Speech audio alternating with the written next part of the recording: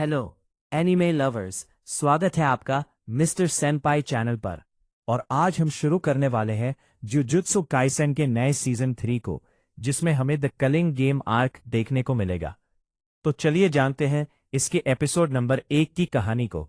बिना किसी देरी के एपिसोड की शुरुआत में हम यूजी को देखते हैं, जिसके सामने एक बड़ा सा कर्ज स्पिरिट था। यूजी उस कर्ज से दूर भागता है। वो एक बिल्डिंग से दूसरी बिल्डिंग में कूद रहा था। तभी वो कर्ज यूजी को अपने हाथ में पकड़ लेता है, लेकिन अचानक ही उस कर्ज को कोई मार देता है, जिससे वो यूजी के ऊपर ही गिरता है। इस कर्ज को यूता ने मारा था, जो कि असल में यहाँ यूजी को मारने आया है।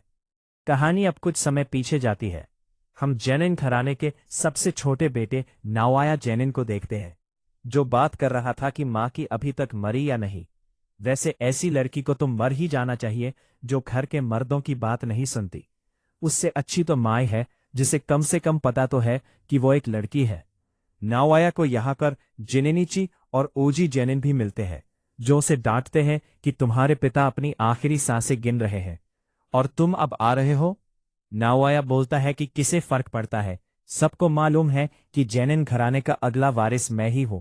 मेरे सारे बड़े भाई किसी काम के नहीं हैं। अंकल ओजी, आपका तो कोई बेटा भी नहीं है, बस 2 बेटियां हैं।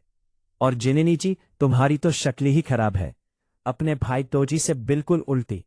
नाओया की बातें सुन ये गुस्सा हो जाते हैं, और असल में ये तीनों स्पेशल ग्रेड 1 के सोर्सर्स हैं। तभी इन्हें खबर दी जाती है कि जेनिन घराने के हेड नाओया तो जेनिन अब इस दुनिया में नहीं रहे, और अब उनकी वसीयत पड़ी जाएगी। उनकी आखिरी इच्छा थी कि उनके बाद नाओया को जेनिन घराने का अगला हेड बना दिया जाए। सारी जमीन, जायदाद और कर्स टूल्स जो कि जुजुत्सु हाई की तिजोरी में है ने रखे हैं, उन पर नाओया का हक होगा। लेकिन अगर किसी कारण से सातोरू गोजो की मौत हो जाती है या उसे कुछ बीमारी हो जाती है, तो तोजी की इच्छा पूरी की जाएगी और मेगुमी को जेनिन घराने का हेड बना दिया जाएगा और सारी जायदाद भी उसके नाम हो जाएगी। ये बात सुन नाओया को अच्छा नहीं लगता। उसे पता चलता है कि मेगुमी इस समय टोक्यो में है और यूजी की तलाश में गया है। अब नाओया प्लान बनाता है कि वह यूजी और मेगुमी दोनों को ही मार देगा। इस समय टोक्यो के अंदर लाखों कर्ज स्पिरिट घूम रहे हैं, तो कोई सवाल नहीं करेगा कि मेगुमी कैसे मरा। एक बार मेगुमी मर गया तो उसकी जायदाद हड़पने वाला और कोई नहीं होगा, और जेनिन घराने का मुखिया सिर्फ मैं बनूंगा। दूसरी तरफ हम यूजी को देखते हैं, जो अकेला बैठा था। चोजो उसके पास आकर पूछता है कि अब उसके घाव कैसे हैं। यूजी बोलता है कि अब वो ठीक है, शायद सुकुना की वजह से, और वो उसकी पावर बढ़ते हुए भी महसूस कर सकता है। वो यूजी से वापस जुजुत्सु हाई चले जाने को बोलता है। यूजी कहता है कि वह नहीं जा सकता, क्योंकि सुकुना मेगुमी के खिलाफ कोई खिचड़ी पका रहा है, और मेरे हाथों ना जाने कितने मासूम मारे गए हैं। मैं अब किसी के पास नहीं जा सकता। मैंने तो तुम्हारे भाइयों को भी मारा था। चोजो कहता है कि वो एक गलत फहमी थी, वो दोनों भी तुम्हें माफ कर देते, क्योंकि हम भाई हैं, और यही बात सबसे ज्यादा मायने रखती है। यूजी कहता है कि चलो, अभी तो हमें यहां से कर्ज स्पिरिट्स को खत्म करना है। इसके बाद यूजी शहर में भागता रहता है, जिससे कई सारे कर्ज उसके पीछे पड़ जाते हैं। कुछ स्पिरिट्स को तो वह एक मुक्के में ही मार देता है। वो अपने पीछे कई सारे कर्ज को भगाते हुए अंडरग्राउंड ब्रिज में ले आता है, जिसकी दूसरी साइड चोजो खड़ा था। वो अपने पियर्सिंग ब्लड टेक्निक से एक शॉट में ही उन सबको मार देता है। एक कर्ज चोजो के पीछे आता है, तो यूजी उसे मुक्का मार के खत्म कर देता है। चोजो मन में सोचता है कि जब तुम मुझसे लड़े थे तब भी बहुत पावरफुल थे, लेकिन अब तुमने अपनी कर्स्ड एनर्जी को कंट्रोल करना सीख लिया है। तुम पूरी तरह से ठीक नहीं हुए, फिर भी तुम एक डीमन गॉड हो। मेरे छोटे भाई से मैंने यही उम्मीद की थी। वो यूजी को उसके फादर के बारे में कुछ बताने वाला था, लेकिन तभी यहां पर नाओया आ जाता है और पूछता है कि मेगुमी कहाँ है, वो अब तक नहीं आया क्या, और तुम दोनों अभी तक यहां से भागे नहीं। यूजी पूछता है कि हम भागेंगे क्यों, तो नाओया बताता है कि तुम्हें मौत की सजा सुनाई गई है, क्योंकि अब गोजो यहाँ नहीं है, तो तुम्हें कोई प्रोटेक्ट नहीं कर सकता। गोजो के डर की वजह से हायर एप्स ज्यादा उंगली नहीं करते थे। नाओया आगे कहता है कि वैसे तो मैं मेगुमी को मारने आया था, पर अब तुम्हें भी ठिकाने लगा ही देता हूं। तभी वो यूजी के पीछे आकर उसे मुक्का मार देता है। चोजो उस पर अटैक करने जाता है तो वो उसके भी पीछे पहुंच जाता है और उस पर मुस्कों की बारिश कर देता है। नाओया इन दोनों से काफी तेज था।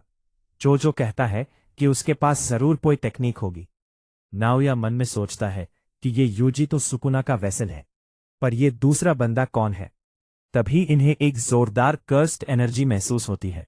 यूजी सोचता है कि कहीं ये मिस्टर गोजो तो नहीं, पर वो मुड़ के देखते हैं तो ये असल में यूता था। वो बिल्डिंग से नीचे छलांग मारता है तो जमीन में गड्ढा हो जाता है। नाओया बोलता है कि तुम यूता हो ना, जिसे यूजी को मारने का काम मिला है। नाम सुनकर यूजी को याद आता है कि ये तो सेकेंड ईयर का स्टूडेंट है और ये एक स्पेशल ग्रेड सोर्सर है, बिल्कुल मिस्टर गोजो की तरह। नाओया यूता से कहता है कि मैं भी यूजी को मारने ही आया था, पर अब तुम्हारे काम में टांग नहीं अड़ाऊंगा। चोजो अब यूजी से बोलता है, जल्दी यहां से भाग जाओ, मैं इस नाओया को संभालता हूं। पर वो यूता बिल्कुल गोजो की तरह है, अगर तुम उससे लड़ोगे तो जरूर मारे जाओगे। यूजी अब यहां से भागने लगता है, पर यूता उसके ठीक पीछे ही था। इधर चोजो अपनी ब्लड टेक्निक से नाओया पर हमला करता है, लेकिन वो बच जाता है और बोलता है कि तुम्हारी टेक्निक ब्लड मैनिपुलेशन है ना, पियर्सिंग ब्लड को छोड़ के उसमें डरने जैसा कुछ नहीं है। और पियर्सिंग ब्लड को चार्ज करने में थोड़ा टाइम लगता है, यानी मैं तुम्हें आराम से मार दूंगा। चोजो कहता है कि तुम अपनी सोचो, तुम्हें लगता है कि तुम मेरे भाई पर हमला करके यहां से जिंदा वापस चले जाओगे। इधर यूता ने यूजी को पकड़ लिया था और यही सीन हमने एपिसोड की शुरुआत में देखा था, जहां वो कर्ज से नहीं बल्कि यूता से बच के भाग रहा था। यूजी और यूता में फाइट होने लगती है और यूजी उसके सामने कमजोर पड़ रहा था। यूता दिखने में भले ही कमजोर है, लेकिन उसकी कर्स एनर्जी बहुत ही ज्यादा है। ये असल में यूजी का बिल्कुल ऑपोजिट है, जो वैसे तो बहुत स्ट्रांग है, लेकिन उसमें इतनी कर्स एनर्जी नहीं है। यूता बोलता है कि मेरे अंदर गोजो सेंसे से भी ज्यादा कर्स एनर्जी है, लेकिन गोजो के पास 6 आइज हैं, तो जब भी वो कोई टेक्निक इस्तेमाल करते हैं उनकी एनर्जी बिल्कुल खत्म नहीं होती, इसीलिए वो नंबर 1 है। मेरी कर्स एनर्जी खत्म हो सकती है, लेकिन उनकी कभी नहीं। यूता अब फिर से यूजी पर हमला कर देता है। क्योंकि यूता की कर्स एनर्जी इतनी ज्यादा है, तो यूजी समझ ही नहीं पा रहा था कि वो कब कौन सा अटैक करेगा। उसका हर अटैक जानलेवा हो सकता है और यूता पर किसी हमले का कोई असर भी नहीं होगा।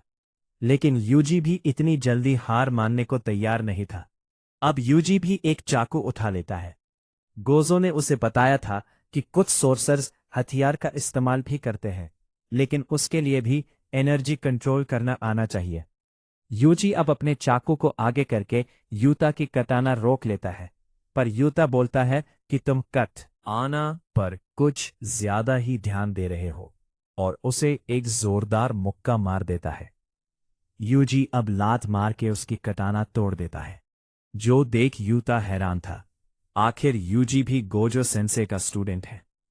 यूजी अब सोचता है कि बिना हथियार के वो यूता से ठीक से लड़ पाएगा, और वो यूता पर अटैक करने भागने लगता है।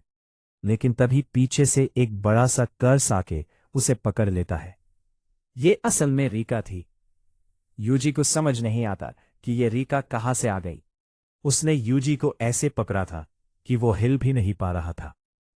यूता अब अपनी टूटी तलवार लेके ही आगे बढ़ता है और उसे यूजी के सीने में घुसा देता है और बोलता है कि मुझे माफ कर देना। यूजी इतादोरी, और यूजी की मौत हो जाती है और ये एपिसोड भी यहीं पर एंड हो जाता है। तो दोस्तों, क्या यूता ने सच में यूजी को मार दिया?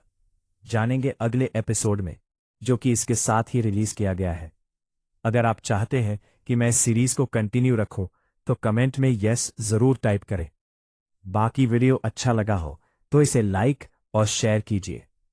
और अगर आप हमारे चैनल मिस्टर सेंपाई पर नए हैं, तो चैनल को सब्सक्राइब करके